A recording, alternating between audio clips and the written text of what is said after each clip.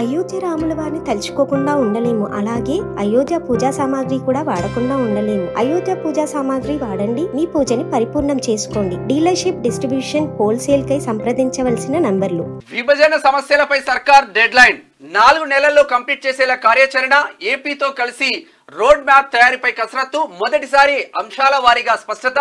Schedule 9, 10 సంస్థల్లో కార్పొరేషన్ల వారీగా పరిష్కారం.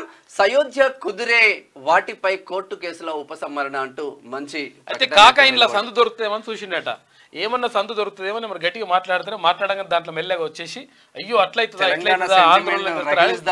మళ్ళీ చేసిందట. కాకపోతుందంటే సందు దొరకలే కాకకు. మొత్తం వాళ్ళు బరాబర్ ఒక పద్ధతి ప్రకారం లెక్క ప్రకారం వెళ్తా ఉన్నారు. దాంతో అట్లా అవుతుంది అనమాట. విభజన సమస్యలను 4 నెలల్లోగా పరిష్కరించుకునేందుకు 2 తెలుగు రాష్ట్రాల డెడ్ లైన్ పెట్టుకున్నాయి. ఇక ఎంతకు ఏకాభిప్రాయానికి రాని వాటిని తప్ప మిగిలిన వాటిని అన్నింటినీ వీలైనంత త్వరగా పరిష్కరించుకోవాలని 2 రాష్ట్రాల సీఎంలు డిసైడ్ అయ్యారు. అందులో భాగంగానే ఇరు రాష్ట్రాల సీఎస్లతో కూడిన ఉన్నతాధికారుల కమిటీ 2 వారాల్లోపే సమావేశం కానున్నది. అందులోనే సగం అంశాలపై క్లారిటీకి వచ్చే అవకాశం ఉంది. అయితే ప్రధానంగా 9, 10వ షెడ్యూల్లో ఉన్న వివిధ కార్పొరేషన్లకు సంబంధించిన ఇష్యూస్ ను క్లియర్ చేయనున్నారు. ఆ తర్వాత మరికొన్నింటిపై 2 రాష్ట్రాల అభిప్రాయాలపై రిపోర్టు తయారు చేసి ఇరు రాష్ట్రాలకు చెందిన మంత్రుల కమిటీకి నివేదిస్తారు. అయితే ఈ కమిటీలో చర్చించి 90% వరకు సమస్యలకు పరిష్కారం చూపించాలని భావిస్తున్నారు. అయితే వచ్చే నెల పూర్తయ్యేలోగా ఉన్నతాధికారుల సమావేశాలు పూర్తయ్యేలా ప్లాన్ చేస్తున్నారంట.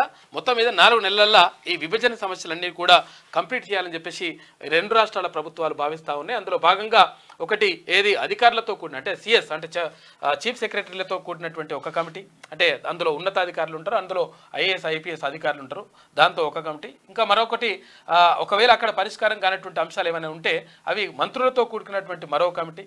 ఆ తర్వాత ఇక్కడ కూడా పరిష్కారం కాకపోతే అప్పుడు 2 రాష్ట్రాల ముఖ్యమంత్రులు కూర్చొని మాట్లాడుకొని మొత్తం మీద పరిష్కారం దిశగా అడుగులేస్తా ఉన్నాయి 2 రాష్ట్రాలు. ఇంకా అందరికి ఇంకో డౌట్ రావచ్చు, 10 సంవత్సరాలలో విభజన హామీలు ఎందుకు కసరత్తు జరగలేదంటే ఎప్పుడు ఎలక్షన్లు వచ్చినా తెలంగాణ సెంటిమెంట్ రేకెత్తించి ఓట్లు దండుకోవడమే కేసీఆర్ పెట్టుకున్న. చంద్రబాబు బొడ్లే కత్తి పెట్టుకుని వస్తున్నాడు, చూడు జాగ్రత్త అన్నాడు. ఆ కాన్సెప్టే కాబట్టి ఇప్పటి వరకు జరగలేదు.